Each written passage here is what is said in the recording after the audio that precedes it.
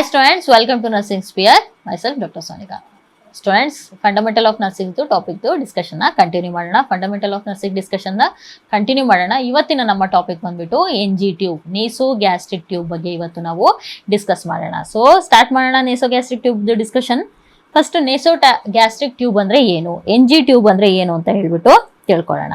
So NG tube ಅಂತಂದ್ರೆ ಒಂದು soft rubber ಅಥವಾ ಪ್ಲಾಸ್ಟಿಕ್ ಟ್ಯೂಬ್ ಏನಿರುತ್ತಲ್ಲ, ಆ ಪ್ಲಾಸ್ಟಿಕ್ ಟ್ಯೂಬ್ನ ನಾವು ಮೂಗಿನ ಮುಖಾಂತರ ಈಸೋಫೇಗಸ್ ಇಂದ ಸ್ಟೊಮಕ್ಗೆ ಹಾಕೋದು. ಮೂಗಿನ ಮುಖಾಂತರ ನಾವು ಸ್ಟೊಮಕ್ಗೆ ಒಂದು ಟ್ಯೂಬ್ ಅನ್ನ ಹಾಕ್ತೀವಿ. ಸೊ ಅದಕ್ಕೆ ಏನಂತ ಹೇಳ್ತೀವಿ, ನೇಸೋಗ್ಯಾಸ್ಟ್ರಿಕ್ ಟ್ಯೂಬ್ ಅಂತ ಹೇಳ್ಬಿಟ್ಟು ಹೇಳ್ತೇವೆ. ಸೊ ಏನ್ ಮಾಡ್ತೇವೆ, ಮೂಗಿಂದ ಒಳಗಡೆಯಿಂದ ನಾವು ಸ್ಟೊಮಕ್ಗೆ ಒಂದು ಟ್ಯೂಬ್ ಪಾಸ್ ಮಾಡ್ತೇವೆ. ಅದಕ್ಕೆ ಏನ್ ಹೇಳ್ತೇವೆ, ನೇಸೋಗ್ಯಾಸ್ಟ್ರಿಕ್ ಟ್ಯೂಬ್.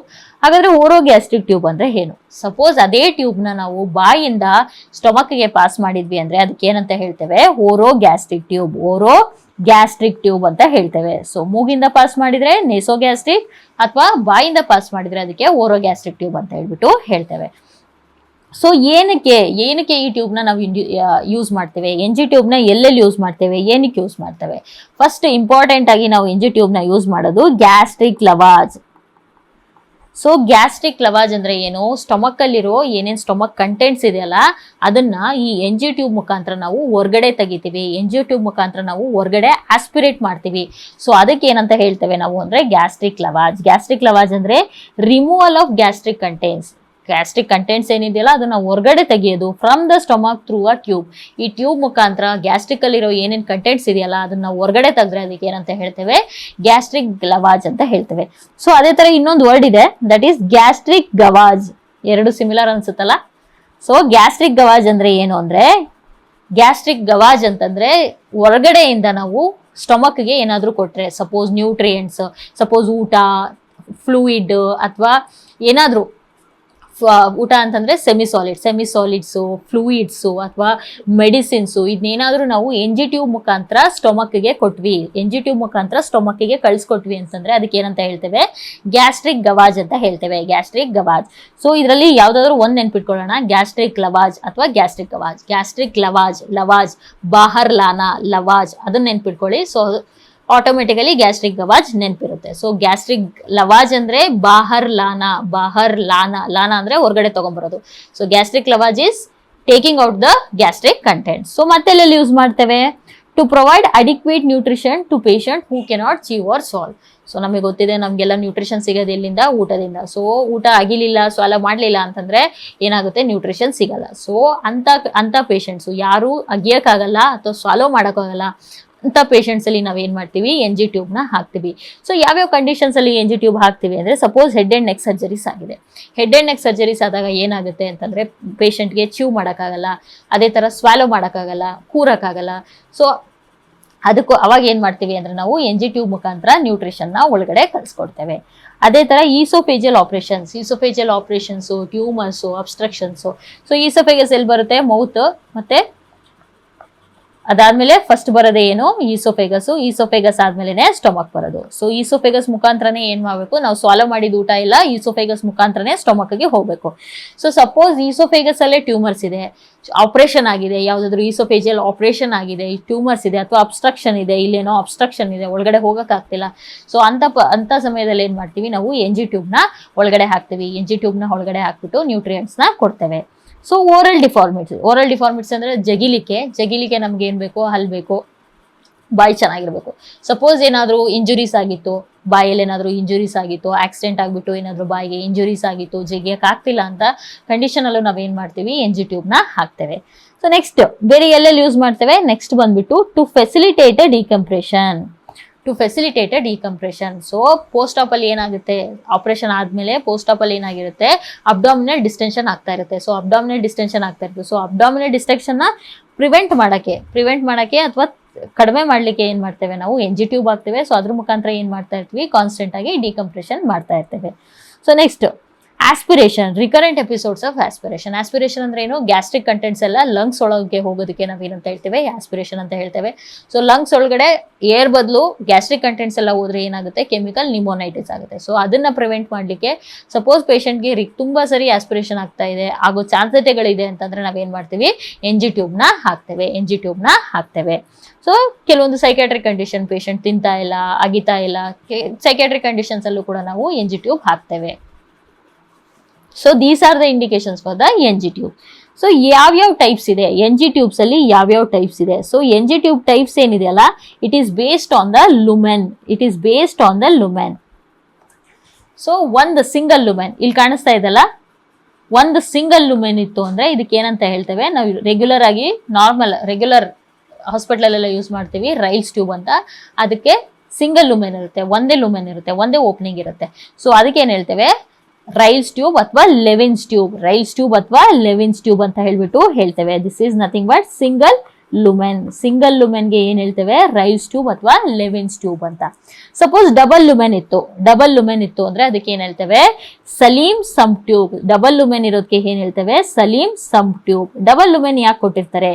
ಡಬಲ್ ಲುಮೆನ್ ಯಾಕಿರುತ್ತೆ ಅಂತಂದ್ರೆ, ಇಲ್ಲಿ ಒಂದು ಲುಮೆನ್ ಇದೆ, ಈ ಒಂದು ಲುಮೆನ್ ಇಂದ ಏನ್ ಮಾಡ್ತಾ ಇರ್ತೀವಿ ನಾವು? ಕಂಟಿನ್ಯೂಸ್ ಆಗಿ, ಇಲ್ಲ ಅಂದ್ರೆ ಇಂಟರ್ಮಿಟೆಂಟ್ ಡಿಕಂಪ್ರೆಷನ್ ಮಾಡ್ತಾ ಇರ್ತೀವಿ. ಸೊ ನಾವು ಗ್ಯಾಸ್ಟ್ರಿಕ್ ಅಲ್ಲಿರೋ ಕಂಟೆಂಟ್ಸ್ ಎಲ್ಲ ಹೊರಗಡೆ ತೆಗೆದಾಗ ಏನಾಗುತ್ತೆ ಅಂದ್ರೆ ಅಲ್ಲಿ ವ್ಯಾಕ್ಯೂಮ್ ಕ್ರಿಯೇಟ್ ಆಗುತ್ತೆ. ಸೊ ವ್ಯಾಕ್ಯೂಮ್ ಕ್ರಿಯೇಟ್ ಆದಾಗ ಏನಾಗುತ್ತೆ? ಎರಡು ವಾಲ್ಸ್ಗಳು ಬಂದ್ಬಿಟ್ಟು ಈ ತರ ಅಂಟ್ಕೊಳ್ಳೋ ಸಾಧ್ಯತೆ ಇರುತ್ತೆ. ಎರಡು ವಾಲ್ಸ್, ಸ್ಟೊಮಕ್ ವಾಲ್ಸ್ ಈ ತರ ಅಂಟ್ಕೊಳ್ಳೋ ಸಾಧ್ಯತೆ ಇರುತ್ತೆ, ವ್ಯಾಕ್ಯೂಮ್ ಕ್ರಿಯೇಟ್ ಆಗೋ ಸಾಧ್ಯತೆಗಳು ಇರುತ್ತೆ.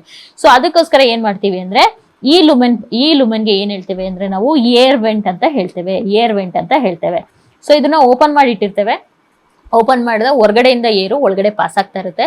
ಸೊ ಅವಾಗ ಏನಾಗುತ್ತೆ? ಇವೆರಡು ವ್ಯಾಕ್ಯೂಮ್ ಏನ್ ಕ್ರಿಯೇಟ್ ಆಗಿರುತ್ತಲ್ಲ ಅದು ಆಗ್ಲಿಕ್ಕೆ ಬಿಡಲ್ಲ, ಎರಡು ವಾಲ್ಸ್ ಅಡೇರ್ ಆಗ್ಲಿಕ್ಕೆ ಇದು ಬಿಡಲ್ಲ. ಸೊ ಇದಕ್ಕೆ ಏನಂತ ಹೇಳ್ತೇವೆ ನಾವು? ಏರ್ ವೆಂಟ್ ಅಂತ ಹೇಳ್ತೇವೆ. ಸೊ ಡಬಲ್ ಲುಮೆನ್ ಇದ್ರೆ ಅದಕ್ಕೆ ಏನಂತೇವೆ? Salem sump tube. ಇನ್ನೊಂದು ಮಲ್ಟಿಪಲ್ ಲುಮೆನ್ ಇರೋದಕ್ಕೆ ಏನಂತ ಹೇಳ್ತೇವೆ ಅಂದ್ರೆ ಸೆಂಗ್ಸ್ಟೇಕನ್ ಬ್ಲ್ಯಾಕ್ಮೋರ್ ಟ್ಯೂಬ್. ಇದ್ರಲ್ಲಿ ನೋಡಿ ತುಂಬಾ ಲುಮೆನ್ಸ್ ಇದೆ, 1 2 3 4 ಲುಮೆನ್ ಇದೆ. ಸೊ ಇದನ್ನ ಎಲ್ಲಿ ಯೂಸ್ ಮಾಡ್ತೀವಿ ಅಂದ್ರೆ ಟು ಪ್ರಿವೆಂಟ್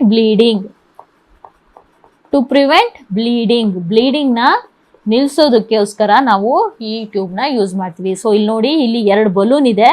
ಇದು ಒಂದು ಈಸೋಫೇಜಿಯಲ್ ಬಲೂನು, ಇನ್ನೊಂದು ಗ್ಯಾಸ್ಟ್ರಿಕ್ ಬಲೂನು. ಒಂದು ಸ್ಟೊಮಕ್ ಅಲ್ಲಿ ಹೋಗುತ್ತೆ, ಇನ್ನೊಂದು ಈಸೋಫೇಗಸ್ ಹೋಗುತ್ತೆ. ಸೊ ನಾವು ಇದು ಬಲೂನ್ ನ ಡೈಲೇಟ್ ಮಾಡಿದಾಗ, ಈ ತರ ಊದಿಸಿದಾಗ ಏನಾಗುತ್ತೆ?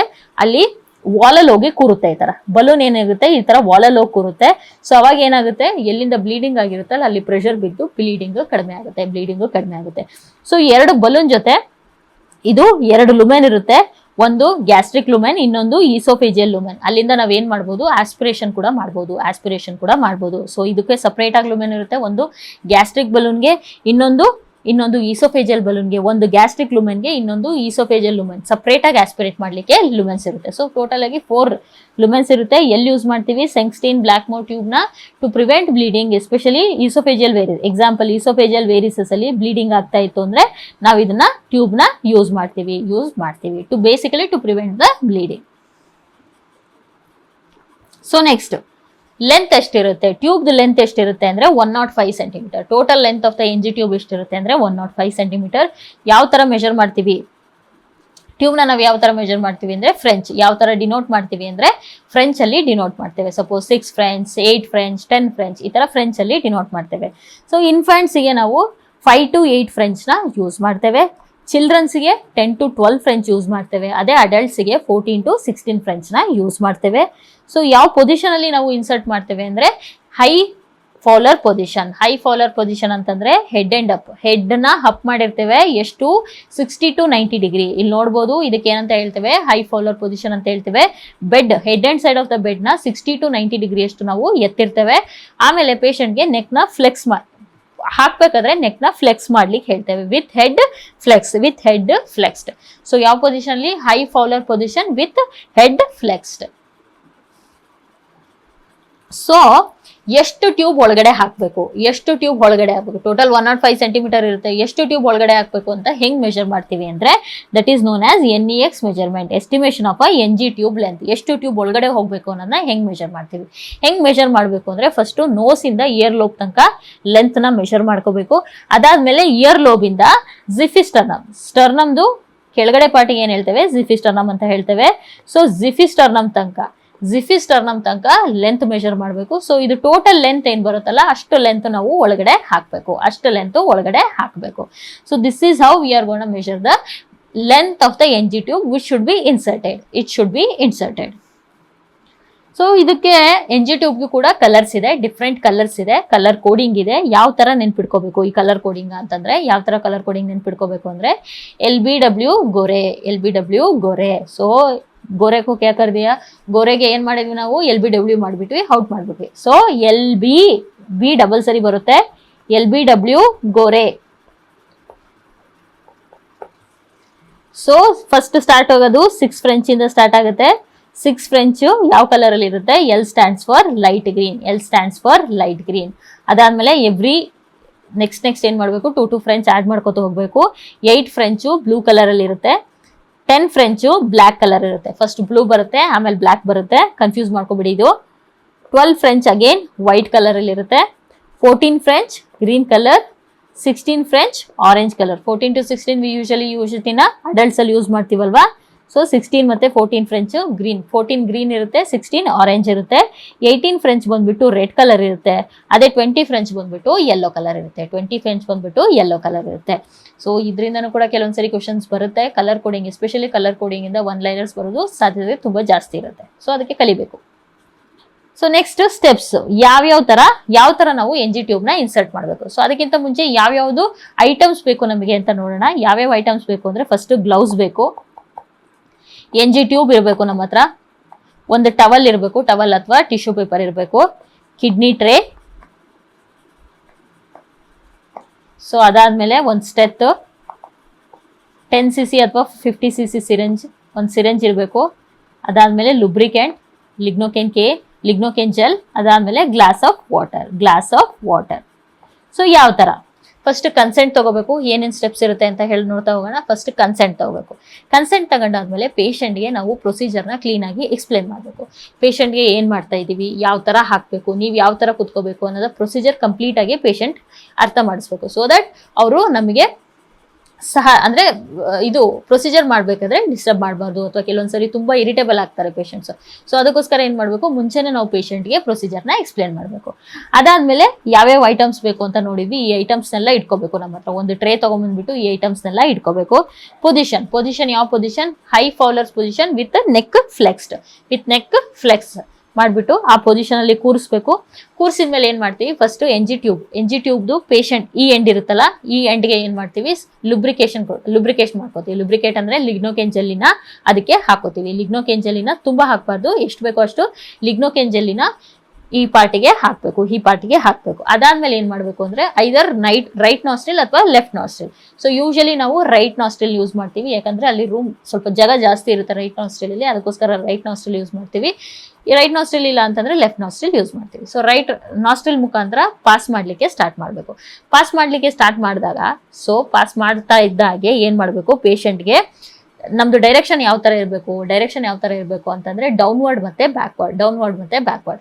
ಸೊ ಗಂಟ್ಲಲ್ಲಿ ಪೇಷಂಟ್ಗೆ ಬರ್ತಾ ಇದೆ ಅಂತ ಅನ್ಸಿದ ತಕ್ಷಣ ಏನ್ ಮಾಡ್ಬೇಕು, ಪೇಷಂಟ್ಗೆ ನೀರ್ ಕುಡೀರಿ ಅಂತ ಹೇಳ್ಬೇಕು. ಪೇಷಂಟ್ಗೆ ನೀರ್ ಕುಡೀರಿ, ಸ್ವಾಲೋ ಮಾಡ್ತಾ ಹೋಗಿ ಅಂತ. ಸೊ ನಾವು ಪುಷ್ ಮಾಡ್ತಾ ಇರ್ಬೇಕು, ಪೇಷಂಟ್ ನೀರ್ ಕುಡಿತಾ ಸ್ವಾಲೋ ಮಾಡ್ತಾ ಇರ್ಬೇಕು. ಸೊ ಸ್ವಾಲೋ ಮಾಡಾದ್ಮೇಲೆ ಟ್ಯೂಬ್ ಕನ್ಫರ್ಮೇಶನ್ ಮಾಡಿದ್ಮೇಲೆ ಅದನ್ನ ಫಿಕ್ಸ್ ಮಾಡಬೇಕು. ಸೊ ಟ್ಯೂಬ್ ಯಾವ ತರ ಕನ್ಫರ್ಮ್ ಮಾಡ್ತೀವಿ, ಸೊ ಅದು ಸ್ಟೊಮಕ್ ಅಲ್ಲೇ ಇದೇನೋ ಇಲ್ವೋ ಅಂತ ಯಾವ ತರ ಕನ್ಫರ್ಮ್ ಮಾಡ್ತೀವಿ. ಫಸ್ಟ್ ಏನ್ ಮಾಡ್ತೀವಿ ಅಂದ್ರೆ ಅದ್ರದ್ದು ಈ ಟಿಪ್ ಇದೆಯಲ್ಲ, ಈ ಟಿಪ್ ನ ಏನ್ ಮಾಡ್ತೀವಿ ಅಂದ್ರೆ ಈ ಟಿಪ್ ಏನಿದೆಯಲ್ಲ ಅದನ್ನ ಏನ್ ಮಾಡ್ತೀವಿ ಅಂದ್ರೆ ಒಂದು ಬೌಲ್ ಆಫ್ ವಾಟರ್ ಅಲ್ಲಿ ಡಿಪ್ ಮಾಡ್ತೀವಿ. ಬೌಲ್ ಆಫ್ ವಾಟರ್ ಅಲ್ಲಿ ಡಿಪ್ ಮಾಡಿ ಬಬಲ್ ಬಂತು ಅಂದ್ರೆ ಅದು ಸ್ಟೊಮಕ್ ಅಲ್ಲಿ ಇಲ್ಲ. ಯಾಕೆಂದ್ರೆ ಬಬಲ್ ಬಂತು ಅಂದ್ರೆ ಯೂಶಲಿ ಏನಿರುತ್ತೆ, ಏರ್ ಇರುತ್ತೆ. ಸೊ ಅದು ಸ್ಟೊಮಕ್ ಅಲ್ಲಿ ಇಲ್ಲ. ಬಬಲ್ಸ್ ಬರ್ಲಿಲ್ಲ ಅಂದ್ರೆ it is in the stomach. ಆಮೇಲೆ ರೆಗ್ಯುಲರ್ ಆಗಿ ನಾವು ವಾರ್ಡಲ್ಲೆಲ್ಲ ರೆಗ್ಯುಲರ್ ಆಗಿ ಹಾಸ್ಪಿಟಲ್ ಯೂಸ್ ಮಾಡೋದೇನು ಅಂದ್ರೆ ಏನ್ ಮಾಡ್ತೀವಿ ಅಂದ್ರೆ ಈ ಡಿಸ್ಟಲ್ ಎಂಡರ್ ಇರುತ್ತಲ್ಲ ಹೊರಗಡೆ ಬಿಟ್ಟಿರ್ತೀವಲ್ಲ ಆ ಎಂಡಲ್ಲಿ ಏನ್ ಮಾಡ್ತೀವಿ ಅಂದ್ರೆ ಒಂದು ಸಿರಿಂಜ್ ಅಲ್ಲಿ 10 cc ಆಫ್ ಏರ್ ತಗೊಂತೀವಿ, 5 to 10 cc ಆಫ್ ಏರ್ ತಗೊಂಡು ಅದಕ್ಕೆ ಅಟ್ಯಾಚ್ ಮಾಡ್ತೀವಿ. ಸ್ಟೆತ್ನ ಸ್ಟೊಮಕ್ ಮೇಲೆ ಇಡ್ತೀವಿ. ಹೊರಗಡೆಯಿಂದ ಏನ್ ಮಾಡ್ತೀವಿ, ಏರ್ನ ಪುಷ್ ಮಾಡ್ತೀವಿ. ಹೊರಗಡೆಯಿಂದ ಏರ್ ಪುಷ್ ಮಾಡಿದಾಗ ನಮ್ಗಲ್ಲಿ ಸೌಂಡ್ ಕೇಳುತ್ತೆ. ಏರ್ ಒಳಗಡೆ ಬಂದಿದ್ದು ಏನಾಗುತ್ತೆ, ಸೌಂಡ್ ಕೇಳುತ್ತೆ. So this is also one of the confirmatory method. ಆಮೇಲೆ ಏನ್ ಮಾಡ್ಬೋದು, ಆಸ್ಪಿರೇಷನ್, ಗ್ಯಾಸ್ಟ್ರಿಕ್ ಕಂಟೆಂಟ್ಸ್ ಏನಿರುತ್ತಲ್ಲ ಅದನ್ನ ಆಸ್ಪಿರೇಟ್ ಮಾಡ್ಬೋದು. ಸೊ ಯೂಶಲಿ ಗ್ಯಾಸ್ಟ್ರಿಕ್ ಅಲ್ಲಿ ಏನಿರುತ್ತೆ, pH ಅಸಿಡಿಕ್ ಇರುತ್ತೆ. ಸೊ ಅದನ್ನ pH ಟೆಸ್ಟ್ ಮಾಡಿದ್ರೆ ನಮಗೆ ಅಸಿಡಿಕ್ pH ಸಿಗುತ್ತೆ. ಸೊ ಮೋಸ್ಟ್ ರಿಲಯಬಲ್ ಮೆಥಡ್ ಬಂದ್ಬಿಟ್ಟು ಎಕ್ಸ್ರೇ ಮಾಡಿದ್ವಿ ಅಂದ್ರೆ ನಮಗೆ ಕನ್ಫರ್ಮೇಷನ್ ಸಿಗುತ್ತೆ. ಮೋಸ್ಟ್ ರಿಲಯಬಲ್ ಮೆಥಡ್ ಬಂದ್ಬಿಟ್ಟು ಎಕ್ಸ್ರೇ ಮಾಡಿ ನಾವು ಕನ್ಫರ್ಮ್ ಮಾಡ್ಕೊತೀವಿ. So this is how we R gonna confirm the ET tube. So ಹಾಗಾದ್ರೆ ಕಾಂಟ್ರಾ ಇಂಡಿಕೇಶನ್ಸ್ ಏನು, ಎಲ್ಲೆಲ್ಲಿ ನಾವು ET ಟ್ಯೂಬ್ ನ ಹಾಕಬಾರ್ದು, NG ಟ್ಯೂಬ್ ನ ಹಾಕಬಾರ್ದು. ಸೊ ಫಸ್ಟ್ ಒನ್ ಬಂದ್ಬಿಟ್ಟು ಈಸೋಫೇಜಿಯಲ್ ಅಟ್ರೇಸಿಯಾ ಅಂದ್ರೆ ಈ ಡಯಾಗ್ರಾಮ್ ನೋಡಿ. ಈಸೋಫೇಜಿಯಲ್ ಅಟ್ರೇಸಿಯಾ ಅಂದ್ರೆ ಹೇಗಿರುತ್ತೆ, ನಮ್ದು ಇದು ಈಸೋಫೇಗಸ್ ಇರುತ್ತೆ, ಇದರಿಂದ ಕಂಟಿನ್ಯೂಷನ್ ಆಗಿ ಸ್ಟಮಕ್ ಹೋಗುತ್ತೆ, ಈ ತರ ಸ್ಟಮಕ್ ಕಂಟಿನ್ಯೂಷನ್ ಇರುತ್ತೆ. ಬಟ್ ಇಲ್ಲಿ ಏನಾಗಿರುತ್ತೆ ಅಂದ್ರೆ ಈಸೋಫೇಗಸ್ಗೂ ಮತ್ತೆ ಸ್ಟಮಕಿಗೂ ಏನು ಕನೆಕ್ಷನ್ ಇರಲ್ಲ. No connection between oesophagus and stomach ಅಲ್ಲಿ ಕನೆಕ್ಷನ್ ಇರಲ್ಲ. ಸೊ ನಾವು ಎಷ್ಟೇ ಪುಷ್ ಮಾಡಕ್ ಟ್ರೈ ಮಾಡಿದ್ರು NG ಟ್ಯೂಬ್ ಇದಕ್ಕಿಂತ ಮುಂದೆ ಪಾಸ್ ಆಗಲ್ಲ. ಸೊ ಅವಾಗ ಏನಾಗುತ್ತೆ ಹಾಕೋದು ಏನು ಯೂಸ್ ಇರಲ್ಲ. ಸೊ ಅದಕ್ಕೋಸ್ಕರ ಎಸ್ಪೆಷಲಿ ಈಸೋಫೇಜಿಯಲ್ ಅಟ್ರೇಸಿಯಾದಲ್ಲಿ ನಾವು ಏನ್ ಮಾಡೋಕ್ಕಾಗಲ್ಲ, NG ಟ್ಯೂಬ್ನ ಇದಕ್ಕಿಂತ ಮುಂದೆ ಪಾಸ್ ಮಾಡೋಕ್ಕಾಗಲ್ಲ. ಸೊ ಅಲ್ಲಿ ನಾವು NG ಟ್ಯೂಬ್ ಹಾಕಬಾರ್ದು. ಎಸ್ಪೆಷಲಿ ಈಸೋಫೇಜಿಯಲ್ ಅಟ್ರೇಸಿಯಾದಲ್ಲಿ NG ಟ್ಯೂಬ್ ಹಾಕಬಾರ್ದು. ಬಟ್ ನ್ಯೂ ಬಾರ್ನ್ ಬೇಬಿ ಹುಟ್ಟಿದಾಗ ಏನಾದರೂ ನಮಗೆ ಸಸ್ಪಿಷನ್ ಇತ್ತು, ಈಸೋಫೇಜಿಯಲ್ ಅಟ್ರೇಸಿಯಾ ಸಸ್ಪಿಷನ್ ಇತ್ತು ಅಥವಾ ಏನಾದರೂ ಸಸ್ಪಿಷನ್ ಇದ್ದರೆ ಯೂಶಲಿ NG ಟ್ಯೂಬ್ ಪಾಸ್ ಮಾಡಿ ನೋಡ್ತಾರೆ. ಎಲ್ಲಾ ಬೇಬೀಸ್ಗೂ NG ಟ್ಯೂಬ್ ಪಾಸ್ ಮಾಡಿ ನೋಡ್ತಾರೆ. If it is passing, it is not. Pass ಆಗ್ತಿಲ್ಲ ಅಂತಂದ್ರೆ they suspect of oesophageal atresia. Confirmation ಅಲ್ಲ, just suspicion. So next stricture ಅಂತಂದ್ರೆ ಸಪೋಸ್ ಇಲ್ಲೇನೋ ಪ್ರೀವಿಯಸ್ಲಿ ಸ್ಟಿಕ್ಚರ್ಸ್ ಬ್ಯಾಂಡ್ಸ್ ಬಂದ್ಬಿಟ್ಟು ಏನಾಗಿದೆ, ಇಲ್ಲಿ ನ್ಯಾರೋ ಆಗಿದೆ. ಸೊ ಈಸೋಫೇಗಸ್ ಅಲ್ಲಿ ಏನಾಗಿದೆ, ನ್ಯಾರೋ ಆಗಿದೆ. ಸೊ ಈಸೋಫೇಗಸ್ ಈ ತರ ಕ್ಲೋಸ್ ಆಗ್ಬಿಟ್ಟಿದೆ ಒಂದ್ ಪಾರ್ಟ್ ಅಲ್ಲಿ, ಮತ್ತೆ ಕೆಳಗಡೆ ಓಪನ್ ಆಗಿದೆ. ಸೊ ಅವಾಗ್ಲೂ ಕೂಡ ನಾವು ಪಾಸ್ ಮಾಡಕ್ಕಾಗಲ್ಲ. ಸುಮ್ಮನೆ ರಿಪೀಟೆಡ್ ಆಗಿ ಪೋಕ್ ಮಾಡಿದ್ರೆ ಏನಾಗುತ್ತೆ, ಬ್ಲೀಡಿಂಗ್ ಆಗೋ ಸಾಧ್ಯತೆ ಇರುತ್ತೆ. ಸೊ ಅದಕ್ಕೋಸ್ಕರ ಅಲ್ಲೂ ಕೂಡ it is contra indicated. So ನಮ್ದು ಸೆಷನ್ದು ವಿಡಿಯೋ ಕ್ಲಾಸ್ ಲಾಸ್ಟ್ ಅಲ್ಲಿ ಏನ್ ನೋಡೋಣ, what are the important points, ಯಾವ್ಯಾವ ಪಾಯಿಂಟ್ಸ್ ನಾವು ನೆನ್ಪಿಟ್ಕೋಬೇಕು ಈ ಕ್ಲಾಸ್ ಅಲ್ಲಿ ಅಂತ ಹೇಳ್ಬಿಟ್ಟು ನೋಡೋಣ. So first one is what is the normal length of the NG tube, it is 105 centimeters. So ಯಾವುದು ಸೈಜ್ನ ಯಾವ ತರ ಡಿನೋಟ್ ಮಾಡ್ತೀವಿ, V usually denote it in French ಅಲ್ಲಿ ಡಿನೋಟ್ ಮಾಡ್ತೀವಿ. So the most reliable method for the confirmation of NG tube ಏನು, x ray. So x ray ಮಾಡಿದಾಗ it is the most reliable. But other confirmation methods ಯಾವುದು, ಅದರ distal ಎಂಡ್ನ ವಾಟರಲ್ಲಿ drip ಮಾಡ್ಬೋದು, bubbles ಅಥವಾ no bubbles ಅಂತ check ಮಾಡ್ತೀವಿ. ಇಲ್ಲ ಅಂತಂದ್ರೆ ಏರ್ನ ಇನ್ಫ್ಲೇಟ್ ಮಾಡಿ ನೋಡ್ತೀವಿ, ಸ್ಟೆತ್ ಯೂಸ್ ಮಾಡ್ಕೊಂಡ್ಬಿಟ್ಟು ಏರ್ನ ಇನ್ಫ್ಲೇಟ್ ಮಾಡಿ ಅದನ್ನ ಕೇಳಿಸ್ಕೋತೀವಿ. ಇಲ್ಲ ಅಂದ್ರೆ ಗ್ಯಾಸ್ಟ್ರಿಕ್ ಕಂಟೆಂಟ್ಸ್ ಬಂತು ಅಂದ್ರೆ this is also confirmation. And ಇಲ್ಲ ಬಂದಿರೋ ಗ್ಯಾಸ್ಟ್ರಿಕ್ ಕಂಟೆಂಟ್ಸ್ನ pH ಚೆಕ್ ಮಾಡಿದ್ರೆ ಯೂಶಲಿ ಅಸಿಡಿಕ್ ಇರುತ್ತೆ. So these are the different methods how to confirm the tube. Next ಏನ್ ಹೇಳಿದೆ, ಸೆಂಗ್ಸ್ಟೇಕನ್ ಬ್ಲ್ಯಾಕ್ಮೋರ್ ಟ್ಯೂಬ್ ಅಂದ್ರೆ ಏನು, ಡಿಫ್ರೆಂಟ್ ಲ್ಯೂಮೆನ್ಸ್ ಇರುತ್ತೆ. ಎಲ್ಲಿ ಯೂಸ್ ಮಾಡ್ತೀವಿ, ಟು ಪ್ರಿವೆಂಟ್ ಬ್ಲೀಡಿಂಗ್ ಪ್ರಿವೆಂಟ್ ಮಾಡೋಕ್ಕೆ. ಅಲ್ಲಿ ಈಸೋಫೇಜಿಯಲ್ ವ್ಯಾರಿಸಸ್ ಅಥವಾ ಏನಾದರೂ ಇತ್ತು ಅಂತಂದ್ರೆ, ಈಸೋಫೇಜಿಯಲ್ ಬ್ಲೀಡಿಂಗ್ ಇತ್ತು ಅಂದ್ರೆ ನಾವು ಬ್ಲೀಡಿಂಗ್ ನ ಪ್ರಿವೆಂಟ್ ಮಾಡಲಿಕ್ಕೆ ಸೆಂಗ್ಸ್ಟನ್ ಬ್ಲ್ಯಾಕ್ಮೋರ್ ಟ್ಯೂಬ್ ನ ಯೂಸ್ ಮಾಡ್ತೇವೆ. ನೆಕ್ಸ್ಟ್ ಯಾವ ಪೊಸಿಷನ್ ಅಲ್ಲಿ ಇನ್ಸರ್ಟ್ ಮಾಡ್ತೇವೆ, ಇಟ್ ಈಸ್ ಹೈ ಫೌಲರ್ಸ್ ಅಂದ್ರೆ 60 to 90 ಡಿಗ್ರಿ ಅಷ್ಟು ಹೆಡ್ ಅಂಡ್ ರೈಸ್ ಮಾಡಿರ್ತೀವಿ ವಿತ್ ಹೆಡ್ ಫ್ಲೆಕ್ಸ್ಡ್. ಸೊ ಯಾವ ತರ NG ಟ್ಯೂಬ್ ಲೆಂತ್ ಯಾವ ತರ ಎಷ್ಟು ಇನ್ಸರ್ಟ್ ಮಾಡಬೇಕು ಅಂತ ಯಾವ ತರ ಮೆಷರ್ ಮಾಡಬೇಕು, it is by the NEX measurement. First nose ಇಂದ ಇಯರ್ ಲೋಬ್ ಇಂದ ಜಿಫೆಸ್ಟರ್ನಮ್ವರೆಗೂ. ಸಿಂಗಲ್ ಲುಮೆನ್ ಟ್ಯೂಬ್ಗೆ ಏನಂತ ಹೇಳ್ತೇವೆ, ರೈಸ್ ಟ್ಯೂಬ್ ಅಥವಾ ಲೆವಿನ್ ಟ್ಯೂಬ್ ಅಂತ ಹೇಳ್ತೇವೆ. ಡಬಲ್ ಲುಮೆನ್ ಟ್ಯೂಬ್ಗೆ ಸೇಲಮ್ ಸಬ್ ಟ್ಯೂಬ್ ಅಂತ ಹೇಳ್ತೇವೆ. ಸೊ ಗ್ಯಾಸ್ಟ್ರಿಕ್ ಲವಾಜ್ ಎಲ್ಲಿ contraindicated, this is important. Gastric lavage is contraindicated in corrosive caustic poisoning ಮತ್ತೆ ಕೆರೋಸಿನ್ ಪಾಯ್ಸನಿಂಗ್ ನಲ್ಲಿ ನಾವು ಗ್ಯಾಸ್ಟ್ರಿಕ್ ಲವಾಜ್ ಅಂದ್ರೆ ಏನ್ ಹೇಳಿದೆ, ಸ್ಟೊಮಕ್ ಇಂದ ಗ್ಯಾಸ್ಟ್ರಿಕ್ ಕಂಟೆಂಟ್ಸ್ ನ ಹೊರಗಡೆ ತೆಗೆಯೋದು. It is contraindicated in corrosive poisoning. ಅಂದ್ರೆ ಆಸಿಡ್ ಮತ್ತೆ ಆಲ್ಕಲಿ ಪಾಯ್ಸನಿಂಗ್ ಅಲ್ಲಿ ನಾವು ಇದನ್ನ ಮಾಡಬಾರ್ದು, ಕೆರೋಸಿನ್ ಪಾಯ್ಸನಿಂಗ್ ನಲ್ಲಿ ಇದನ್ನ ಮಾಡಬಾರ್ದು. ಸೊ ನೆಕ್ಸ್ಟ್ ಗ್ಯಾಸ್ಟ್ರಿಕ್ ಲವಾಜ್ ಎಷ್ಟು ಗಂಟೆ ಒಳಗಡೆ ಮಾಡಬೇಕು, it should be done under 1 hour.